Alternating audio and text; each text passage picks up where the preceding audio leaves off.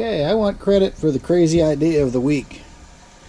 I'm doing my bearing initial run-in with a variable speed with a fiber wheel on it to do the initial spinning of this bearing to seat them in. I've read a lot of the old timers were talking about, yeah, you need to run them in 20-30 minutes or whatever before, but I thought, how am I going to do that? I've got static set up on there. I don't have a VFD. How am I going to do the variable speed? Well, I think I found an alternative that's actually working pretty well. If you can listen, don't worry about that crunchy. That's actually the wheel on that thing that's causing a little bit of that, but the bearings are actually quite quiet, and I'm spinning them at a fairly slow RPM. Maybe 100 or a couple of hundred. I can go get my tachometer, but frankly I was just sitting there letting them kind of wear in, and then we'll let it run this way for, I don't know, 15 minutes or so, and then as long as the little motor doesn't get too angry, and then speed it up just a little bit more and let it run in a little bit that way, and then get ready to mount this thing. The final verdict was 17 inch-pounds of torque on the nut. It really doesn't seem to matter the torque on the nut much as far as the rotational force necessary. Again, the spring pack is pushing on the outer race, and then the nut is pushing on the inner race, and it doesn't, I think the spring load is kind of keeps it in line with where it needs to be. But again, this is my first one, not done it, and certainly somebody who's a professional will be able to correct me, but I just thought this was an interesting alternative, and I know some of you are going to make you laugh. Alright, thanks, I'll bring you back.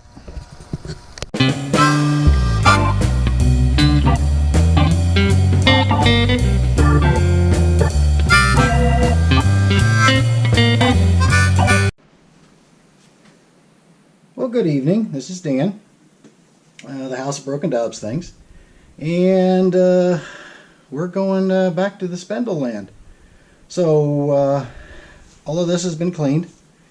It's been sprayed down with fluid film, as you know I'll do, and then I've got the spindle cleaned up, and we're going to see about getting some of this back together here very quickly, at least some semblance of together. So it's sprayed down with fluid film. I think you'll notice that was a week ago, and there is not a trace of rust anywhere on any of that. So, like it? Never tried it? I will consider it. Not a paid endorsement. None of that. Okay. You and I cleaned it and cleaned it and cleaned it. There you go. That's a little bit more representative. All right. Alright, so you see that. If you wanted to look at the ways, yeah, they've been dry, they've been abused, but I don't see any gigantic scratches or kinks or chips or anything relative to that. Alright, again, we use Purple Power predominantly for cleaning a lot of it. I cut it right about here. Okay, so we have that, and we have standard Vactra whey oil. Magnet one to come along for the ride. And first we're going to wipe down our gloves.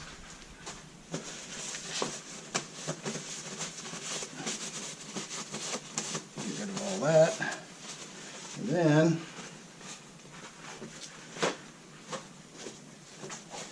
just cut to the chase.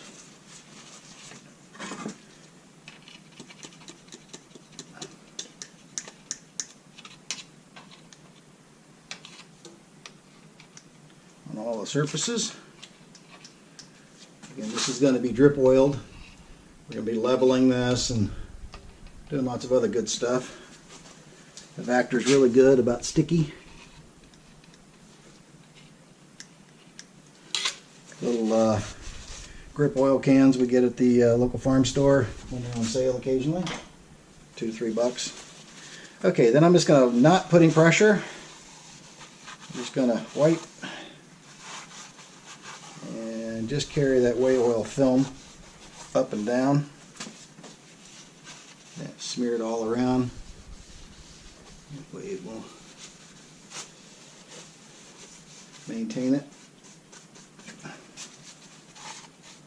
Okay. Yep, it's there. Alright. Getting quite a pile of towels over here. I'm going to get an inquiry from the house. Where's all the paper towel? That's crazy. I think the kids must have borrowed it. Yes, Dan. The kids must have borrowed it. Okay. Coming around.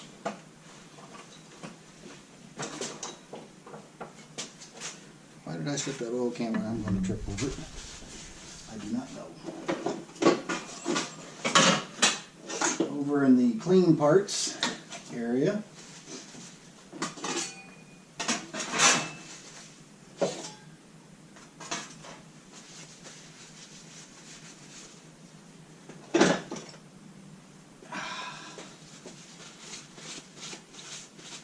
And this is the motor mounting plate.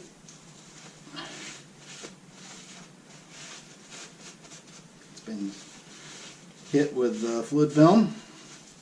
Let's see, no rust, and that was washed with purple power and hot soapy water. And again, I'm a big proponent of that. Not super toxic or anything.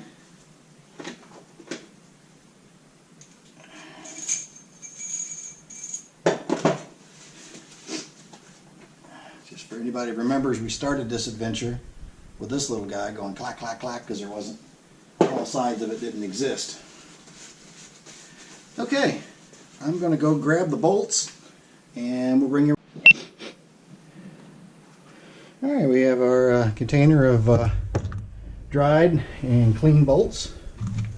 There are 4 fasteners on the motor mount to the actual spindle assembly. They're the big ones. And this thing was so filthy when I took it down, there were 3. And then later I found number 4. Alright. Let's take this. Move that right, I'm going to trip over it again. Alright. I'm going to come around the front side here. Be able to see what my hijinks are. Before you get too far and start wrestling this thing, it only goes on one way. But being that things are heavy, we don't want to really play around with it that much. Okay, if you can see that, I think you can. There's a dowel here, there's another dowel here, there's a dowel here, and a dowel here. Okay? The open side of the bolts are going to be facing the back. So I'm just throwing this in there as an assembly tip for anybody who's doing this. Like I said, you don't want to wrestle this thing, but you want to take a good look at it and make sure you've got it straight. Okay, I've got a little bit of video you'll see on kind of burnishing it in, the bearings, just a little bit. It's from directly from a Mr. Pete video there to dab it on. And then wipe it with your finger. Don't make a mess, as a true vocational instructor would tell his students. I was a vocational student. My instructor was Alex Walters in Mount Vernon, Illinois, a long time ago. Mr. Walters was outstanding, a national contender in the Chrysler troubleshooting for many, many years with the students. And to say the man was organized was an understatement. He even started out getting everybody prepped for the troubleshooting contest, and if you were a fool, he didn't suffer you. He would move on to the next student who did want to try. And he helped me throughout my entire younger years, even when I was no longer a student of his. So that's a salute to my mentor, Alex Walters. Okay, I'm going to get this jockeyed around, and as I mentioned, the plate is going to come in from the back side, the motor mount plate. Spindle is going to come in from the front side. Obviously, it's staggered with the nose up, and we want to try to maintain no load on the spindle bearings. If you notice, you can see that there. Try to keep that in the picture. It spins with little or no effort. I have no end play to speak of, and it is so far so good, very quiet. Okay, I'm gonna try this. Yeah. Okay, sets in nicely. Okay, Dan, it's going to hit the housing before it does anything else, so it is going to be a bit of a double match here. Oh yeah, I did put it up on blocks, so you're not seeing weird stuff. It's I set it up there to give me a chance to get underneath it so I could raise it up. And obviously I grabbed one block that was a little thin. So we are going to grab a bolt. We're going to grab the box with the tools in it. Slip around. Shop's very congested,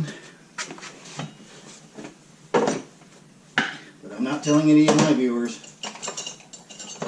How on earth does he get anything done? Well, it's kind of day to day, folks. All right, that is a 5/16 on that one for one of these right there, and I'm going to preload that right here, and then I'm going to bring the plate here, and it looks like they did a little bit of scraping there. Not much. I stoned it and said, okay, but that's not a moving part. So they were just basically getting it square, is my guess. And go from there. Okay. Let's get this mounted in here. So again, this dowel is going to go right here. And this dowel is going to go right there, in theory. Okay. Bring this up. Alright. Stay. Stay.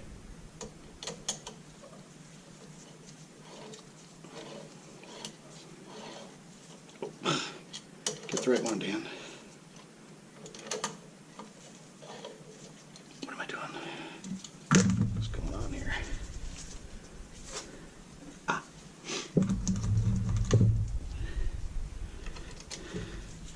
These are for the motor. Duh. Great time to figure that out, Dan. There we go. Very nice. I'm just going to barely put anything on that and let the spindle rest. Okay.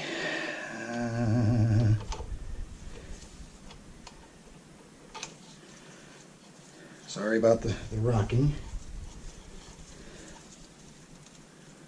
Okay.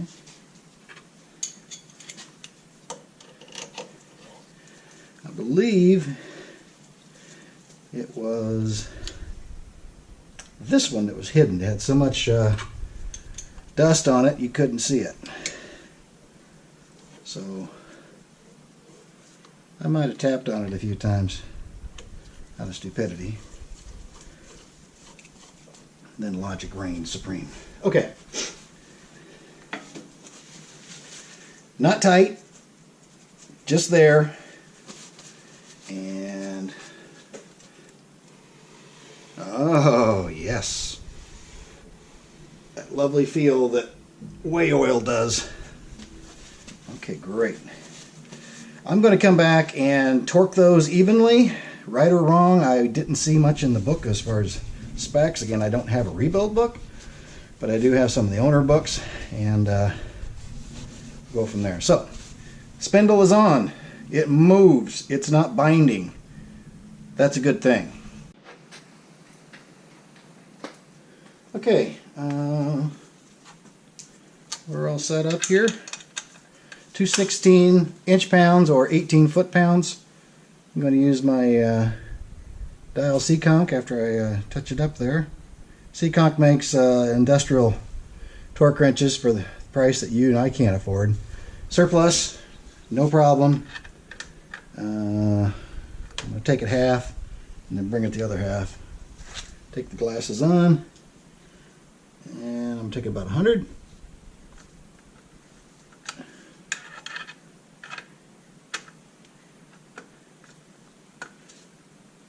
Come on there. There's 100. 100. A little bit of parallax error there. Okay, there's 100. Motion, not affected. Okay, didn't expect it to be, but just like when you're tightening main bearings and rod bearings on an engine rebuild or something. All right, about 216.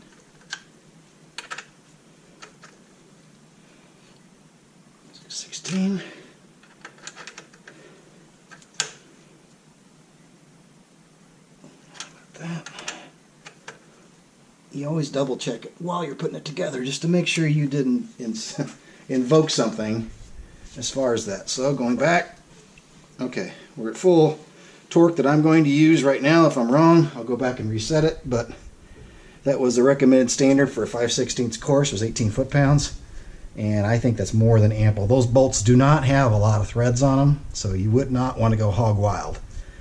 You would have a very good opportunity to pull the thread. So that part's done. Feeling really good about that. The spindle, even though it should still turn, it still turns just because. All right, we are going to take a quick look at the elevation screw.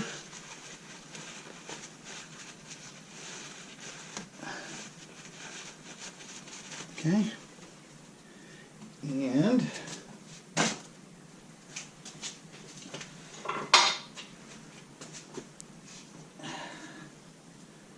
you ever notice when you go to the doctor nowadays, they always sneak a sheet into the back of it and say, your body mass index, Dan, is all it's all crazy. Oh, okay. What's that mean? Well, here's a diet of food that you'd never eat. We want you to follow up with us sometime. Oh, great. Okay. And I'm getting that a lot lately. You think it's my weight? I'm not sure. Okay, there's a needle bearing on top of this retaining nut on the vertical. And there was a thrust washer that stayed stuck on the bottom side. So we are not going to let that happen. Just like that. If you've been watching my channel, you know that we have grown very fond of Magnalube G. Not a paid sponsor, endorsed, anything like that. Just something that was shared by the Active Atom channel. They do a lot of precision machine rebuilds on the smaller machines, which are even more critical. And I have grown to like it quite a lot. It has a lot of great ratings. I looked up all the information on it. It's a good pick for a lot of things. Okay. So we are going to actively engage. What's interesting is I just laid out an acid brush on my way over here. Well, it didn't make the trip. Here's the other half of that thrust. Half of that thrust. And again, this is an elevation screw. This is not traveling at speed or anything like that. We're just doing this for anti-corrosion and taking care of the load. Okay, we have that.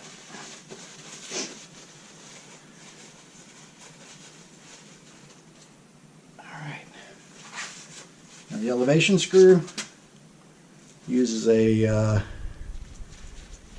set of thrust washers again, and not really a great way to pack those.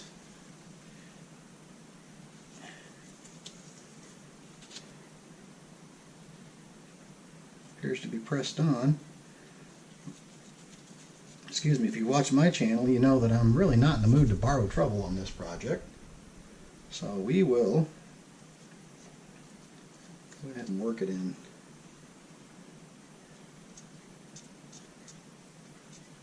Don't think we're going to have any problems with that. It's going to be just fine.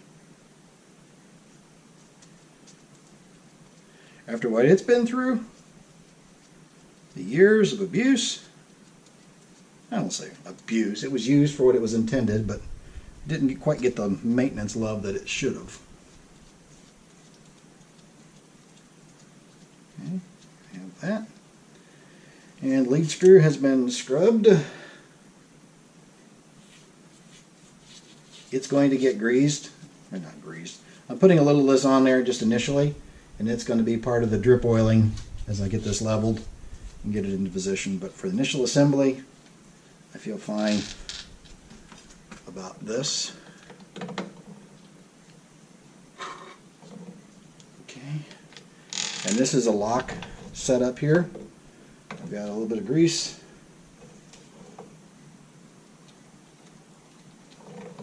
Again, not going crazy with it, but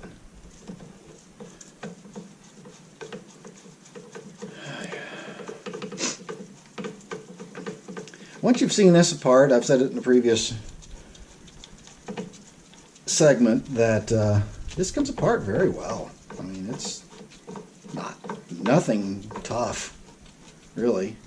I mean, you saw we made a couple of screws. There we go. Come on up. Come on.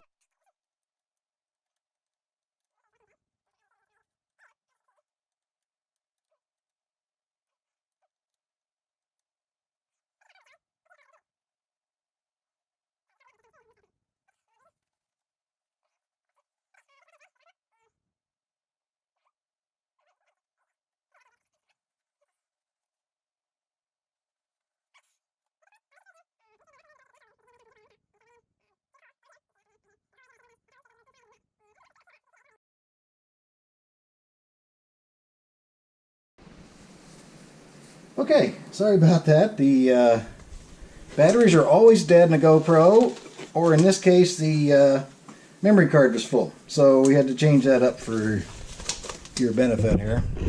Okay.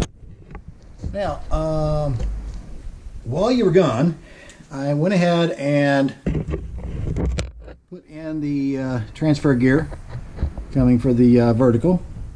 And this is a tapered pin, so be careful with that.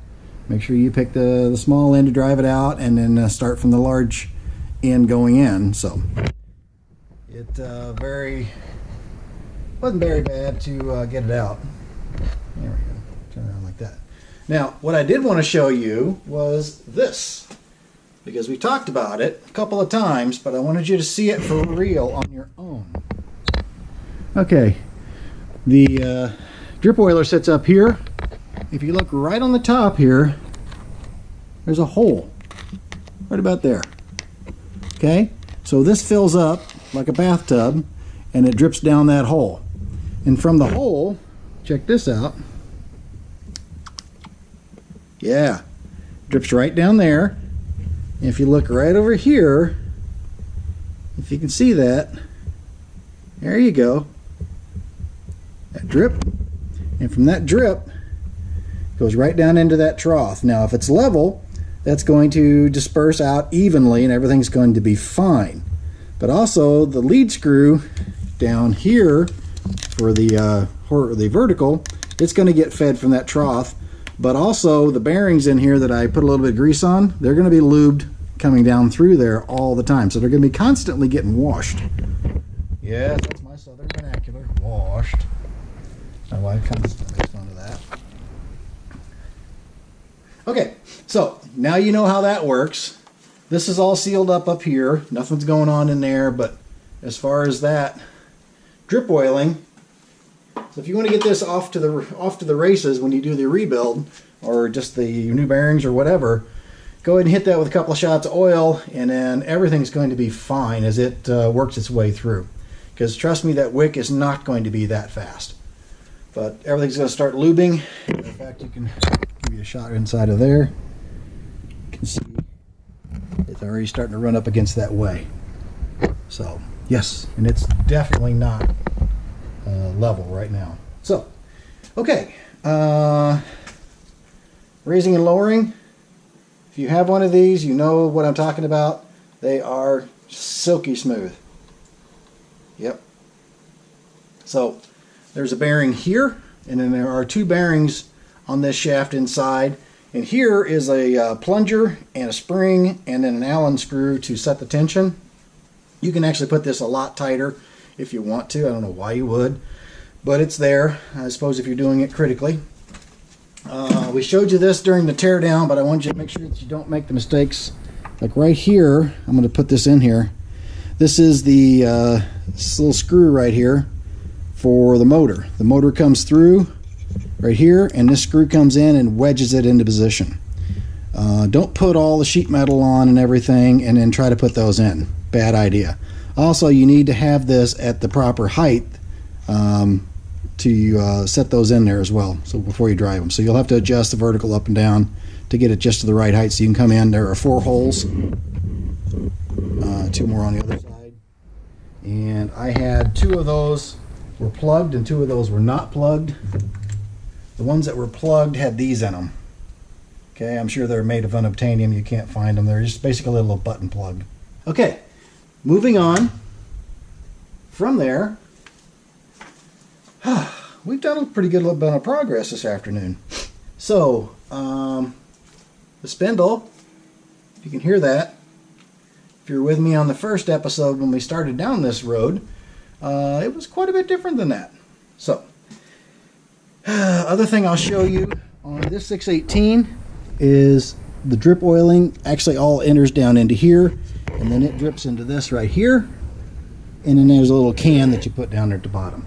Again, this is not a power lube one, so it is what it is. You empty that can once a month, I think Boyar Schultz said, but it all depends on your usage. Okay, just going back to this for a second. While we've been talking, how much lube it's put in there. Yeah, it's going to be great. I hear the car doors. I'm pretty sure that my beautiful wife has just returned from the store, and if I continue in here with you, I'm probably going to get some grief. So I'm going to bring you back after I help her load the groceries in the house, because she bought groceries today, and then I'll take care of that and I'll bring you right back. Okay, groceries are in, so mission accomplished there in the interim.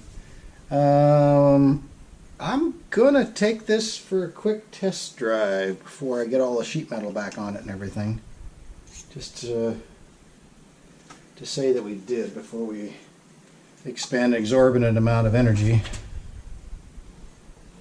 to get everything going again. Okay, and that's what I meant about cranking it to the right height. You want to make sure you got all 4 of those not in, but maybe a thread or 2, and then the motor lifts straight up and drops right in. Trick will be the Lovejoy joint, getting it squared away. So we are going to make it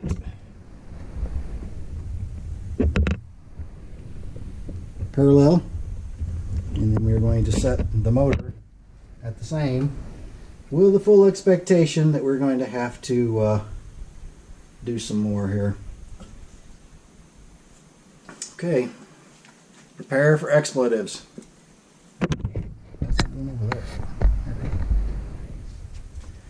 Okay, just a test drive. We're going to put all the cladding on and everything else, but just to get this spinning. So let's get the motor up and in position. Surprisingly, the motor doesn't weigh a ton. Okay, go right here. Come on.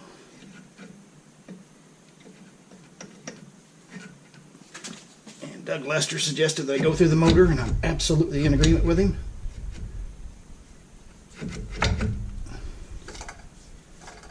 a little bit in the motor itself, but nothing bad. That's how the motor goes on when everything goes right. Okay. And coming in through over here.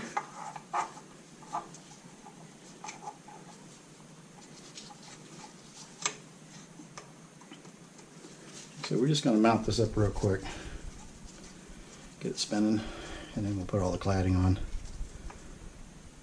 I want to get it. Once the major part's done, or the engine's fired up, it's got oil pressure and it's idling, you don't feel too bad about spending all the time getting everything else to fit and all that, because you know you've got it done on the backside. So repetitive work here, absolutely, but somewhat of a psychological edge to this. Okay, let me get it powered.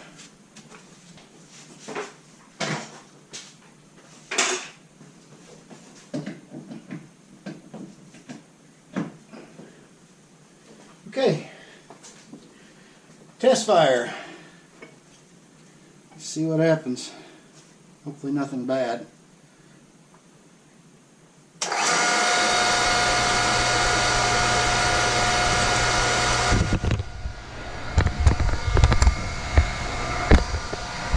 Okay.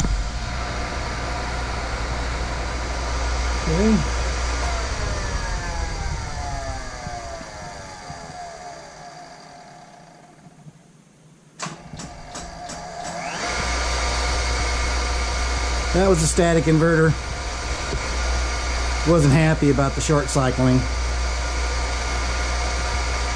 There may be a VFD coming this way one day.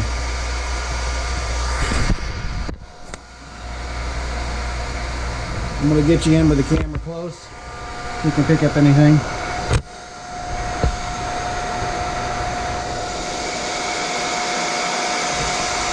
I think that's a good deal different than we had before, gang.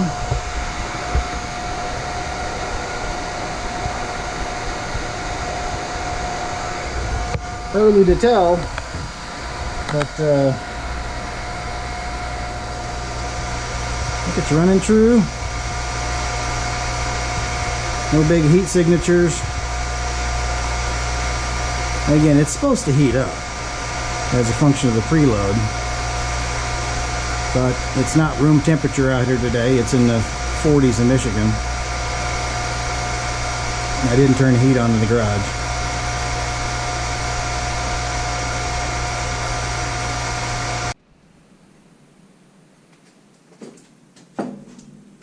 Ha! Did you think I was really going to do that to you? I was going to put this motor back in and spin it up real quick just to see and not share it with you. That would have been cruel. Well, here it goes.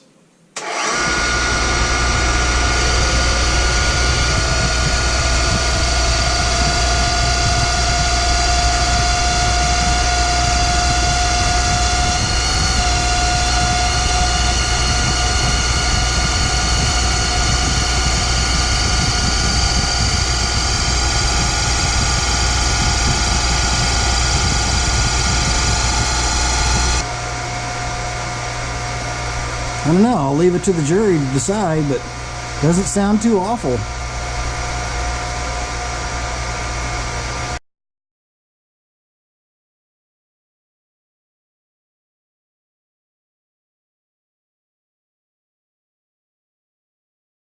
Seems to be running true.